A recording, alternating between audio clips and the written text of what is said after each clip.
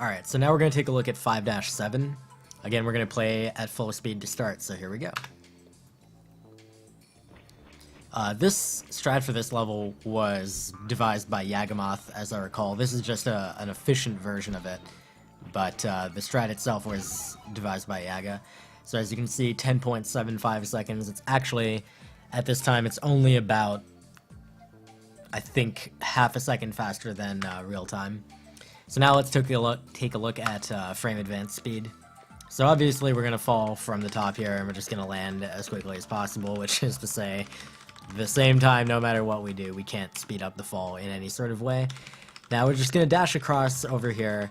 The way the switches in this level work, you've got to hit the top left, then the bottom left, then the left top middle, and then the bottom middle, and then the rightmost, and then the right top middle and the bottom right in any order. So here I drop Henry as quickly as possible and then leap up, knock the barrel out of the way. I need to drop Henry, of course, before the barrel falls into that red space, because then it gets locked in and you can't go down there anymore, and you need to hit that switch. So then we jump up as quickly as possible to hit this switch. Basically, we're doing the quickest turnaround we can do so that we get the minimum amount of air, but also are still able to turn around and clear the block on the left there without catching it. So we get the optimal fall, and we land back down here as early as possible. And then as we do land, we dash and knock this other barrel out of the way. And this will fill, on the bottom row, it'll fill the right middle red space, but that's fine because we still have the other space open to go inside. Meanwhile, Henry's really, really slow, and he still hasn't even hit the switch yet. So right now we have a choice. We could hit the switch above us here with the goat's body, and then we have to hit the switch down below in the middle. But it actually is not any faster to do that than it is to just wait for Henry to come back to us. So what we do is we recall Henry as he hits the switch, and meanwhile we're leaping down here. Now we've got Henry back, and so what we're going to do is throw him up above. And now we're going to do a jump. This jump is totally for show. The purpose of this jump is I timed it so that I land on the switch. If you watch, Henry activates that switch, and then I land on the switch on the exact frame that it becomes available to press.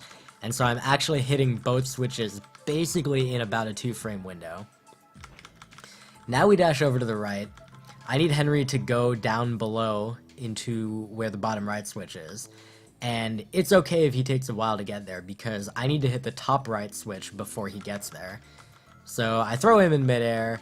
He catches the edge of that corner there.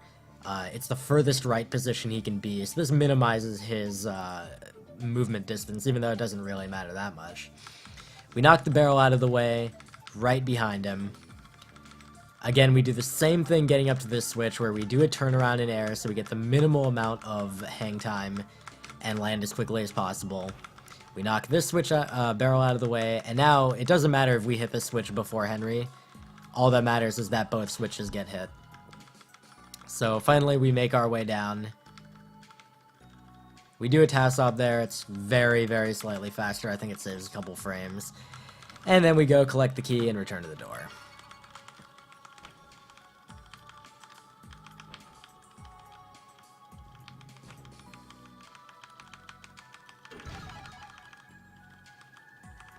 And there you have it.